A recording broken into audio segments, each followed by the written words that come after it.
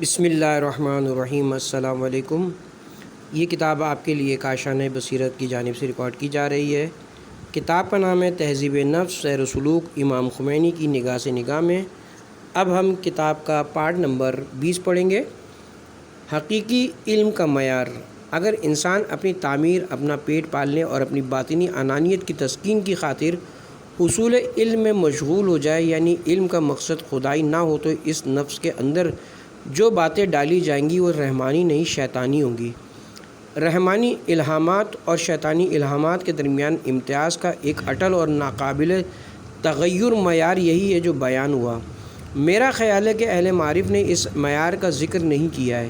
خود انسان بہت سے مواقع پر اسے درک کر سکتا ہے جو نفس پرہیزگار نہ ہو اور حجابات میں گھرا ہوا ہو۔ اس میں آنے والی باتیں جہل مرکب پر مبنی ہوں گی، جو ایک لا علاج باطنی بیماری اور نفوس کے راستے کا کانٹا ہے، کیونکہ علم کا معیار کلی معلومات اور علمی اصطلاحوں سے آشنائی نہیں ہے، بلکہ اس کا اصل معیار نفس کی آنکھوں سے پردوں کو ہٹانا اور معرفت الہی کا دروازہ کھولنا ہے۔ حقیقی علم وہ ہے جو عالم ملکوت کا چراغ ہدایت نیز تقرب الہی اور اس کے دار رحمت کا صراط مستقیم ہو۔ اس کے علاوہ جو کچھ بھی ہے وہ عالم ملک میں، یعنی عالم مادہ و طبیعت کے پردوں کے ہٹنے سے پہلے علوم کی شکل میں ظاہر ہوتا ہے۔ نیز ان معلومات کے حامل لوگ ارباب اصطلاحات و مجادلات کے نزدیک علماء، عرفاء اور فقہاء میں شمار ہوتے ہیں۔ لیکن جب دل اور ملکوت کی آنکھوں سے پردہ ہٹ جائے گا اور انسان عالم ملک و طبیعت کے خواب گراں سے بیدار ہوگا، تو اسے معلوم ہو جائے گا کہ یہ پردہ تمام پردوں سے زیادہ دبیز تھا، اور یہ سارے مرسوم علوم میں عالم ملکوت کے تاریک اور دبیز پردے تھے، جن میں سے ہر پردے اور دوسرے پردے کے درمیان کئی فرسخ کا فاصلہ تھا، اور ہم اس سے غافل تھے۔ لوگ سوئے ہوئے ہیں، جب وہ مریں گے تو بیدار ہوں گے اور معلوم ہوگا کہ ہم کہاں تھے۔ ذلت اور رسوائی کی بات یہ کہ آج کم و بیش 50 سالوں تک علم حاصل کرنے کے بعد ہم خود غلط فہمی کا شکار ہیں۔ کبھی ہم یہ گمان کرتے ہیں کہ ہم خدا کی خاطر علم حاصل کر رہے ہیں، ہم شیطان اور نفس امارہ کی چالوں سے بے خبر رہتے ہیں، کیونکہ حب نفس ایک ضخیم اور بڑا پردہ ہے جو ہمارے عیوب کو ہم سے پوشیدہ رکھتا ہے۔ اسی لیے اولیاء اطہار اور ائمہ کرام علیہم السلام نے ہمیں اپنی حقیقت سے آشنا کرنے کے لیے کچھ نشانیوں اور بعض آثار کی نشاندہی کی ہے، تاکہ ان کے ذریعے فرق واضح ہو، ہم اپنے آپ کو پہچانیں، اپنے نفس کو اس کسوٹی پر پرکھیں اور اپنے آپ سے بیجا حسن ظن نہ رکھیں۔ دھوکہ باز اور مفاد پرست علماء کا تعارف۔ ایک گروہ ان لوگوں کا ہے جنہوں نے علم حاصل کیا اور عرفا کے معارف کی خوشت چینی کی، لیکن انہوں نے اللہ والوں کے مقامات اور ان کی تعلیمات کی حقیقتوں سے آشنا ہونے کی بجائے اصطلاحوں اور الفاظ اور عبارتوں کے رزق و برق پر اکتفا کر لیا۔ ان لوگوں نے اپنے علاوہ بھی بعض بیچاروں کو الفاظ اور اصطلاحوں کی زنجیروں میں جکڑ لیا ہے۔ انہوں نے جملہ روحانی مقامات سے چشم پوشی کرتے ہوئے صرف الفاظ اور باتوں پر اکتفا کر لیا۔ ان میں کچھ لوگ ایسے بھی ملیں گے جو اپنی شناخت رکھتے ہیں، لیکن بعض بیچاروں کی سربراہی اپنے قبضے میں رکھنے کے لیے ان کھوکھلی اصطلاحوں کو کمائی کا ذریعہ بنا لیتے ہیں۔ وہ پرفریب الفاظ اور دلکش باتوں کے ذریعے بندگان خدا کے صاف ستھرے دلوں کو شکار کرنے کی کوشش کرتے ہیں۔ یہ لوگ انسان نما شیطان ہیں۔ لوگوں کے لیے ان کا نقصان ابلیس لعین سے کمتر نہیں ہے۔ یہ لوگ حق کے ٹھکانے پر غاصبانہ قبضہ کرنے والے اور کعبہ حقیقی کو ڈھانے والے ہیں۔ یہ لوگ بت تراشتے ہیں اور انہیں خدا کے بندوں کے دلوں میں جو کعبہ بلکہ بیت المعمور ہے جاگوزی کرتے ہیں۔ یہ لوگ وہ مریض ہیں جنہوں نے اپنے آپ کو طبیب فرض کر لیا اور لوگوں کو مختلف مہلک بیماریوں میں مبتلا کرتے ہیں۔ اس گروہ کی علامت یہ کہ یہ لوگ فقیروں اور درویشوں کی بنسبت امیروں اور بڑے لوگوں کی زیادہ رہنمائی کرتے ہیں۔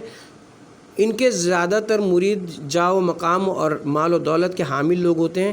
ان لوگوں کی باتیں بہت پرفریب ہوتی ہیں، جن کے ذریعے وہ اپنے آپ کو مریدوں کی نظروں میں پاک و پاکیزہ اور اللہ والے ظاہر کرتے ہیں، حالانکہ اندر سے وہ ہزار قسم کی دنیاوی غلاظتوں سے آلودہ ہوتے ہیں۔ ادھر ان کے احمق اور بیچارے مرید ان دھوکہ بازوں کے جملہ محسوس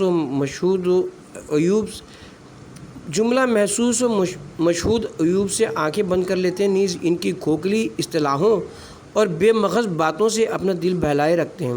اب جب گفتگو کا سلسلہ یہاں پہنچ گیا تو مناسب معلوم ہوتا ہے کہ اس موضوع سے مربوط ایک دو احادیث کا تذکرہ کروں، اگرچہ یہ موضوع بحث سے خارج ہیں، لیکن اہل بیت علیہم السلام کے کلام سے تبرک حاصل کرنا بہتر ہے۔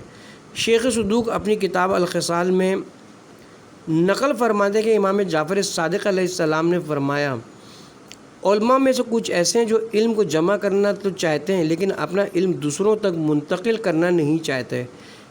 ایسا عالم جہنم کے پہلے طبقے میں ہوگا۔ علماء میں سے کوئی ایسا ہوتا ہے جو واعظ و نصیحت کے وقت تکبر اور مباحات سے کام لیتا ہے اور جب اسے نصیحت کی جائے تو سختی اور ناراضگی کا اظہار کرتا ہے۔ ایسا عالم جہنم کے دوسرے درجے میں ہوگا۔ علماء میں سے کوئی وہ ہوتا ہے جو اپنے علم سے دولت مندوں اور عیاش لوگوں کو نوازنا چاہتا ہے اور مسکینوں کو اس کا حقدار نہیں سمجھتا، وہ جہنم کے تیسرے درجے میں ہوگا۔ کچھ علماء جابروں اور بادشاہوں کی روش اپناتے ہیں، اگر ان کی کوئی بات رد کی جائے یا ان کی مذمت میں کوئی تقصیر ہو جائے تو وہ غضبناک ہو جاتے ہیں۔ اس قسم کا عالم جہنم کے چوتھے طبقے میں ہوگا۔ علماء سے کوئی ایسا ہوتا ہے جو یہود و نصارہ کی باتوں کو تلاش کرتا ہے تاکہ وہ ان کے ذریعے اپنے علمی سرمایہ کو لبریز کرے اور اپنے کلام میں اضافہ کرے، وہ جہنم کے پانچویں درجے میں ہوگا۔ علماء میں سے کوئی ایسا ہوتا ہے جو اپنے آپ کو مفتی بنا لیتا ہے اور کہتا ہے مجھ سے پوچھو، حالانکہ شاید وہ ایک حرف بھی صحیح نہیں بولتا، اور اللہ ان لوگوں کو پسند نہیں کرتا جو جھوٹا دعویٰ کرتے ہیں۔ یہ شخص جہنم کے چھٹے درجے میں ہوگا۔ علماء میں سے کوئی ایسا بھی ہوتا ہے جو علم کو نخوت اور فخر و مباحات کا ذریعہ بناتا ہے، اس کا ٹھکانہ جہنم کا ساتواں طبقہ ہوگا۔ شیخ کلینی الکافی میں امام محمد باقر علیہ السلام سے نقل کرتے ہیں، جو شخص اس لیے علم حاصل کرے تاکہ علماء کے سامنے فخر و مباحات سے کام لے یا نادانوں کے ساتھ بحث و مجادلہ کرے یا لوگوں کی توجہ حاصل کرے، اس کا ٹھکانہ جہنم میں، بے شک قیادت اور سربراہی اس کے اہل کے لیے سزاوار ہے۔ اصول کافی جلد نمبر 1 صفحہ نمبر 47۔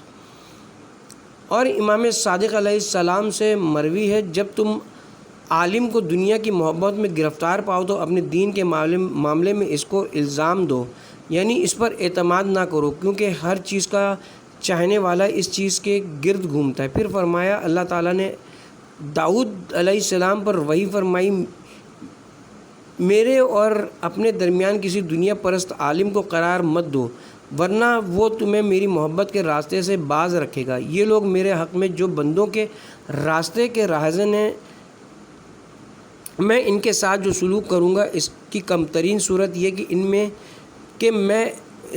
ہے کہ میں ان کے دلوں کو اپنی مناجات کی مٹھاس سے محروم کر دوں گا۔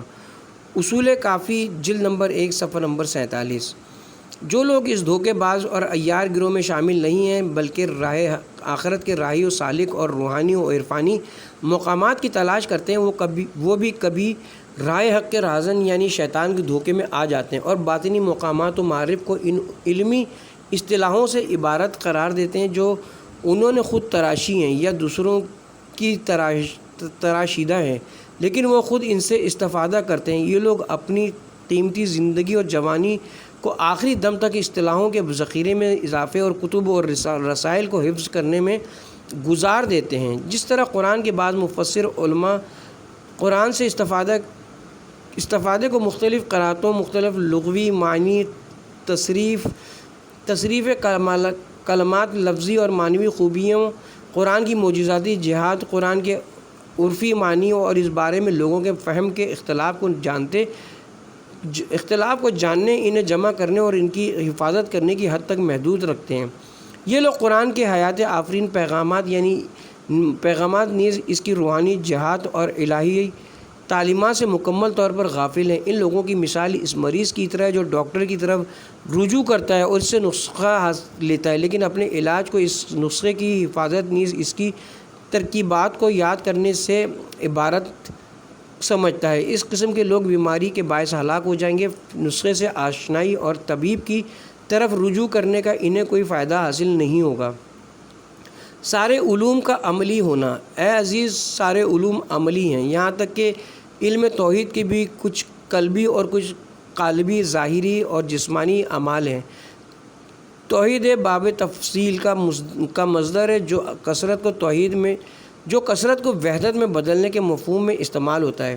یہ ایک روحانی اور قلبی عمل ہے۔ جب تک تو افعال کی کثرتوں کے اندر ایک حقیقت اور حقیقی سبب کا سراغ نہ لگا سکے اور حق بین نگاہ سے محروم رہے اور عالم طبیعت کے آئینے میں خدا کو نہ دیکھ سکے، حق اور افعال حق کے اندر طبعی اور غیر طبعی کثرتوں کی جہاد کو فانی نہ کرے اور تیرے دل میں حق کی فعالی وحدت کی حکمرانی قائم نہ ہو، اس وقت تک تو خلوص، اخلاص، باطنی پاکیزگی اور تصفیہ سے مکمل طور پر دور اور توحید سے محروم رہے گا۔ افعال رعایا کی تمام صورتیں اور قلبی ریا کی اکثریت توحید افعالی کے نقص کا نتیجہ ہیں۔ جو شخص کمزور، بیچارے اور بیکار لوگوں کو عالم وجود میں صاحب تاثیر اور حق کی حکومت میں متصرف گردانتا ہے، وہ اپنے آپ کو ان لوگوں کا دل جیتنے سے بے نیاز کیسے قرار دے سکتا ہے اور اپنے عمل کو شیطان کی کثرت سے کیسے پاک اور خالص بنا سکتا ہے؟ تمہیں اصل سرچشمے کو پاک کرنا چاہیے تاکہ اس سے پاکیزہ پانی خارج ہو، ورنہ گل آلود چشمے سے صاف پانی کے نکلنے کی توقع نہ رکھ۔ اگر تو بندگان خدا کے قلوب کو حق کے زیر تصرف دے کے دل کی قوت ذائقہ کو یا مقلب القلوب کے مفہوم کا مزہ چکھائے اور دل کی سماعت کو اس کی آواز سنائے، تو اس قدر کمزوری اور بے بسی کے باوجود لوگوں کے دلوں کے شکار کی کوشش نہ کرے گا۔ اگر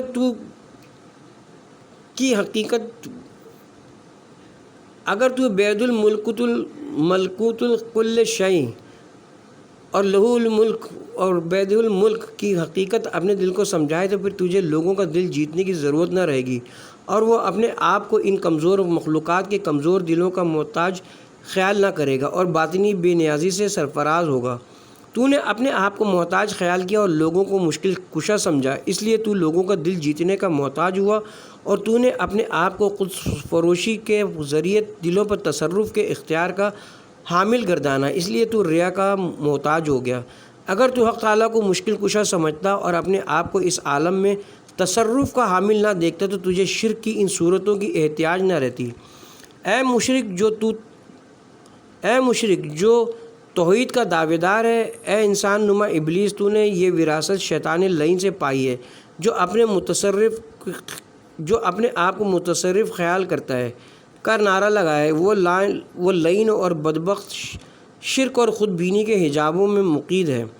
جو لوگ اپنے آپ کو اور عالم کو خود مختار سمجھتے ہیں، تابع، مملوک اور اثر پذیر نہیں ہو سکتے۔ وہ ابلیس کی شیطانیت کے وارث ہیں۔ خواب گراں سے بیدار ہو جا، نیز اپنے دل کو کتاب الہی اور صحیفہ ربانی کی آیات شریفہ سے آشنا کر۔ یہ عظیم آیات مجھے اور تجھے بیدار کرنے کے لیے بھیجی گئی ہیں، لیکن ہم نے تجوید اور قرآن کے ظاہری پہلو پر اکتفا کر لیا ہے، نیز اس کے معنوی اور عرفانی پہلوؤں سے غفلت برتی ہے، جس کے باعث ہمارے اوپر شیطان کی حکمرانی قائم ہو گئی ہے اور ہم اس کے زیر تسلط آ گئے ہیں۔ مختلف علوم کے ماہرین کی غلط فہمی۔ انسان جس علم کو پاتا، درک کرتا اور پڑھتا ہے، اسی کو جملہ کمالات کا سرچشمہ قرار دیتا ہے۔ چنانچہ فقیہ سوچتا ہے کہ فقہ کے علاوہ دنیا میں کوئی اور چیز نہیں، عارف خیال کرتا ہے کہ عرفان کے علاوہ کچھ نہیں، فلسفی سمجھتا ہے کہ فلسفہ کے علاوہ کچھ نہیں ہے، اور انجینئر خیال کرتا ہے کہ انجینئرنگ ہی سب کچھ ہے۔ اب یا تو یہ لوگ صرف اس علم کو سمجھتے ہیں جو مشاہدے اور تجربے وغیرہ سے ثابت ہو، یعنی اس کے علاوہ کسی کو علم نہیں مانتے۔ یہ سب کے لیے ایک بڑا حجاب ہے، حجابوں کی تعداد بہت زیادہ ہے، لیکن ان سب سے زیادہ دبیز حجاب یہی علم کا حجاب ہے، یعنی جس چیز کو مشعل راہ بنانا چاہیے وہی رکاوٹ بن جاتی ہے۔ علم جسے چراغ ہدایت ہونا چاہیے وہی ہدایت کی راہ میں رکاوٹ بنتا ہے۔ تمام مرسوم علوم کا یہی حال ہے، یعنی وہ انسان کو اس کے مطلوبہ مقام سے محجوب رکھتے ہیں اور خود پرستی میں مبتلا کرتے ہیں۔ جب علم اس دل میں داخل ہو جائے جس کا تزکیہ نہ ہو تو وہ انسان کو منزل کی طرف لے جاتا ہے۔ اس علم کا جس قدر ڈھیر لگے گا اسی قدر اس کے نقصانات میں اضافہ ہوگا۔ شورزار یا پتھریلی زمین میں جس قدر بیج بویا جائے کوئی نتیجہ حاصل نہیں ہوگا۔ جب دل شور زدہ محجوب تزکیے سے عاری اور خدا کے نام سے بھی خوفزدہ ہو وہ بے ثمر اور بے فائدہ ہے۔ کچھ لوگ فلسفی مباحث سے اس قدر بھاگتے ہیں گویا وہ ایک سانپ ہو، باوجود یہ کہ فلسفہ ایک مرسوم علم ہے، اسی طرح فلسفی بھی عرفان سے دور بھاگتا ہے۔ عارف کی بھی یہی روش ہوتی ہے۔ اس سے بھی بڑھ کر تمام رائج علوم سر بسر قیل است و قال، قلب کی اصلاح قلب کی شناخت سے زیادہ اہم ہے۔ جاننا چاہیے کہ قلب کی اصلاح کے لیے کوشش کرنا اس کی حقیقت سے آگاہی حاصل کرنے یا مرسوم اصطلاحوں کو یاد کرنے سے زیادہ اہم ہے۔ یاد رہے کہ قلب کی اچھائی یا برائی انسان کی کامیابی یا ناکامی کی بنیاد ہے۔ بسا اوقات انسان اصطلاحوں اور فہم کلمات پر شدید توجہ اور ان مسائل میں مسلسل غور و فکر کی وجہ سے اپنے دل سے مکمل طور پر غافل ہو جاتا ہے اور اس کی اصلاح میں ناکام ہو جاتا ہے۔ وہ دل کی حقیقت و ماہیت اور حکمہ و عرفہ کی اصطلاحوں کی وضاحت اور تشریح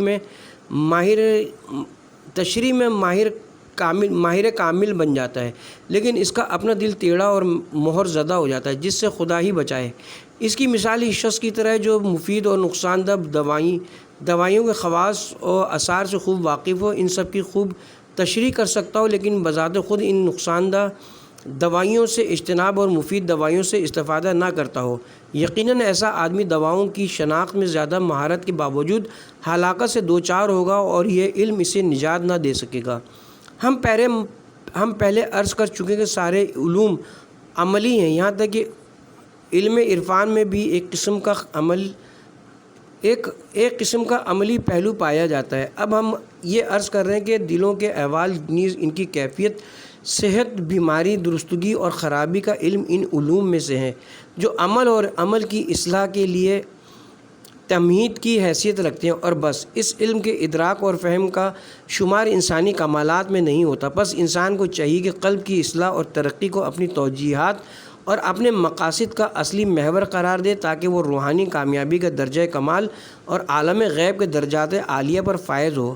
اگر وہ علوم، وقائق اور حقائق کا بھی رازداں ہو تو اسے چاہیے کہ آفاق و انفاس میں سیر کے ساتھ اپنے نفسانی احوال پر بھی اپنا تسلط قائم رکھے اور کوشش کرے کہ اگر قلبی احوال کا رخ ہلاکت کی جانب ہو تو ان کی اصلاح کرے، اور اگر ان کا رخ منزل نجات کی طرف ہو تو ان کی تکمیل کرے۔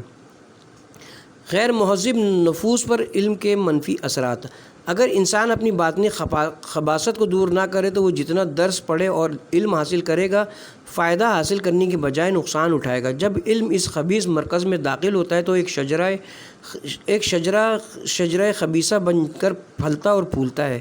تربیت سے عاری سیاہ دل میں علم کا جتنا انبار لگتا جائے اتنا ہی حجاب میں اضافہ ہوتا جاتا ہے۔ تزکیے سے خالی دل کے اندر علم تاریک حجاب بن جاتا ہے۔ اسی لیے برا عالم اسلام کے لیے تمام بری چیزوں سے زیادہ خطرناک ہوتا ہے۔ علم ایک نور ہے، لیکن خراب اور سیاہ دل کے اندر علم ظلمت اور سیاہی کے دائرے میں اضافہ کرتا ہے۔ جو علم انسان کو خدا سے نزدیک کرتا ہے وہی علم دنیا پرست دل کے اندر آ جائے تو اسے خدائے ذوالجلال کی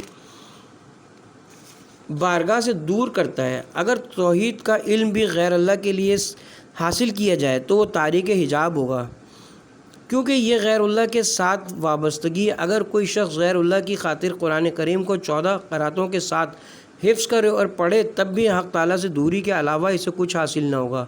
اگر آپ درس پڑھیں اور محنت کریں تو ممکن ہے کہ آپ عالم بن جائیں، لیکن یاد رکھیں کہ عالم اور تزکیہ شدہ انسان میں بہت فرق ہوتا ہے۔ ہمارے استاد اس سے مراد حضرت آیت اللہ العظمیٰ مرحوم الحاج شیخ عبدالکریم حائری یزدی ہیں۔ فرماتے تھے کہ کہا جاتا ہے کہ مولوی بننا آسان ہے لیکن انسان بننا مشکل ہے۔ حقیقت یہ کہ مولوی بننا بہت مشکل ہے اور انسان بننا محال ہے۔ دنیا اور گناہ کا حجاب۔ ظاہری اور باطنی کثافتوں کی تطہیر۔ یہ جاننا ضروری ہے کہ نماز حقیقت میں تقرب الہی کے سفر اور حق جل جلالہ کی بارگاہ میں حاضری سے عبارت ہے۔ اس لیے اس عظیم مقصد اور آخری منزل تک رسائی کے لیے بعض پاکیزگیوں کی ضرورت ہے جو ظاہری طہارتوں سے ماورا ہوں۔ اس راستے کے کانٹے اور اس عروج کے موانع وہ غلاظتیں ہیں جن میں سے ایک کے ساتھ آلودہ ہونے کی صورت میں سالک نہ اس عرفانی سیڑھی کے ذریعے اوپر جا سکتا ہے اور نہ اس روحانی معراج کی طرف مہوِ پرواز ہو سکتا ہے۔ اس قسم کی غلاظتیں نماز کے موانع اور شیطان کی پلیدی ہیں۔ وہ چیز جو سیر و سلوک میں سالک پر لازم ہے نیز بارگاہ حق میں حاضری کے آداب کا حصہ ہے۔ وہ اس حقیقت کی شرائط کی رعایت ہے۔ سالک راہ حق پر لازم ہے کہ سب سے پہلے موانع اور غلاظتوں کو دور کرے تاکہ اسے طہارت و پاکیزگی نصیب ہو جس کا تعلق عالم نور سے ہے۔ جب تک جملہ ظاہری، باطنی، آشکار اور پوشیدہ غلاظتوں کا صفایا نہ ہو اس وقت تک سالک بارگاہ حق نور کے حضور کوئی رسائی حاصل نہ کر سکے گا۔ پس غلاظتوں کے سب سے ابتدائی مراتب میں نفس کی ظاہری قوتوں اور آلات کی غلاظتیں ہیں جو گناہوں کی آلودگی اور خدا کی نافرمانی کی غلاظتوں سے عبارت ہیں۔ یہ ابلیس کا ظاہری اور صوری دام ہے۔ انسان جب تک اس دام میں پھنسا رہے گا اس وقت تک وہ بارگاہ حق میں حاضری اور قرب الہی کے حصول کے فیض سے محروم رہے گا۔ کوئی یہ گمان نہ کرے کہ ظاہر کی تطہیر کے بغیر وہ انسانیت کی حقیقت تک رسائی حاصل کر سکتا ہے یا قلب کے باطن کی تطہیر کر سکتا ہے۔ یہ ایک شیطانی دھوکہ ہے اور ابلیس کی ایک عظیم چال ہے، کیونکہ دل کی آلودگیوں اور ظلمتوں میں گناہوں کے باعث اضافہ ہوتا ہے۔ یاد رہے کہ گناہ روحانیت پر عالم طبیعت کے غلبے سے عبارت ہے۔ جب تک سالک ظاہر کی حکومت کو فتح نہ کرے باطنی فتوحات کے عظیم مقصد سے مکمل طور پر محروم رہے گا اور اس کے آگے کامیابی کا کوئی راستہ نہیں کھلے گا۔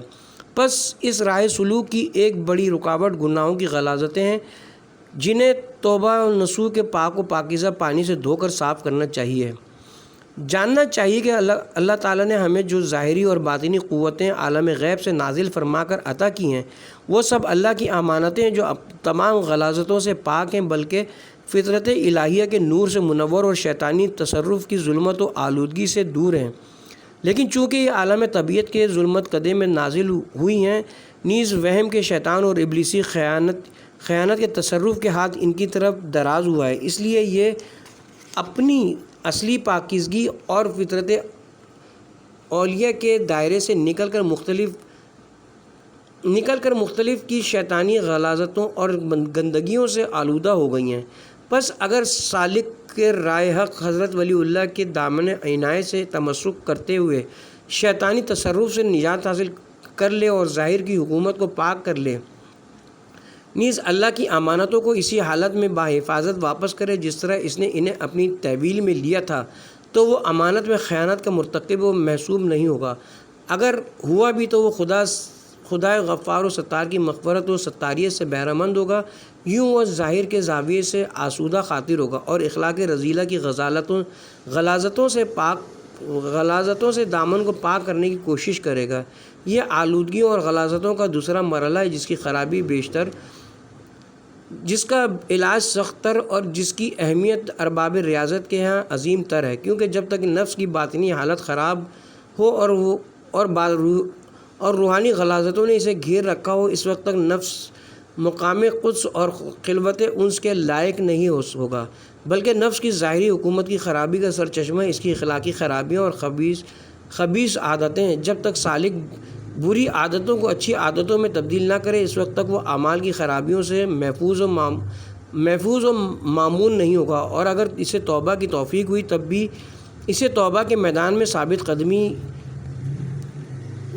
قدمی جو نہایت اہمیت رکھتی ہے حاصل نہیں ہوگی۔ پس ظاہر کی تطہیر بھی باطن کی تطہیر پر موقوف ہے۔ اس کے علاوہ باطنی غلاظتیں خوش بختی سے محرومیت اور اخلاقی جہنم کا سرچشمہ ہیں جو ارباب معرفت کے بقول اعمال کے جہنم سے زیادہ سخت اور زیادہ سوزا ہیں۔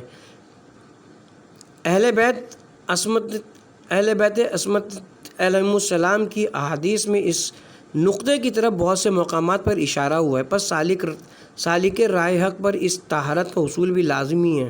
پھر جب سالک برے اخلاق کی آلودگی کو علم نافع اور شرعی مستحسن ریاضتوں کے پاکیزہ پانی سے دھو کر صاف کر چکے تو اس کے بعد اس سے قلب کی تطہیر کا سامان کرنا چاہیے، کیونکہ قلب ام القرا ہے، یعنی اس کی اصلاح سے پورے وجود کی اصلاح ہوتی ہے اور اس کی خرابی سے پورا وجود خراب ہو جاتا ہے۔ عالم قلب کی آلودگیاں دیگر تمام آلودگیوں اور غلاظتوں کا سر چشمہ ہیں۔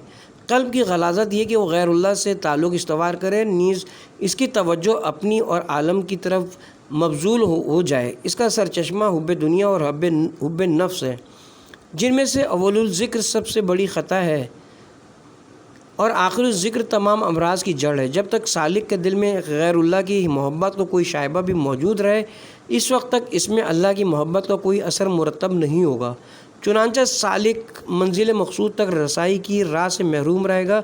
جب تک سالک کے دل میں اس محبت کے باقی ماندہ اثرات موجود رہیں گے، اس وقت تک اس کے سیر و سلوک کا رخ اللہ کی طرف نہیں ہوگا، بلکہ نفس، دنیا اور شیطان کی طرف ہوگا۔ پس دنیا اور نفس کی محبت سے دل کو پاک کرنا حقیقی سیر و سلوک اللہ کا پہلا درجہ ہے، کیونکہ اس تطہیر سے پہلے سلوک اللہ وجود پذیر نہیں ہوتا۔ اس سے پہلے سالک اور سلوک کا ذکر صرف مجازی ہے، حقیقی نہیں۔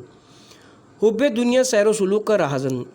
اس منزل کے بعد اور بھی منازل ہیں، جن کے بعد اطار کے ہفت شہر عشق کے کچھ آثار ظاہر ہو سکتے ہیں۔ عشق کے ان 7 شہروں کے بارے میں سالک شاعر نے کہا تھا کہ وہ ہنوز ایک گلی کو بھی پار نہیں کر سکا، جبکہ ہم لوگ دبیز پردوں اور دیواروں کے پیچھے مستور ہیں۔ ہم لوگ ان شہروں اور ان کے باسیوں کو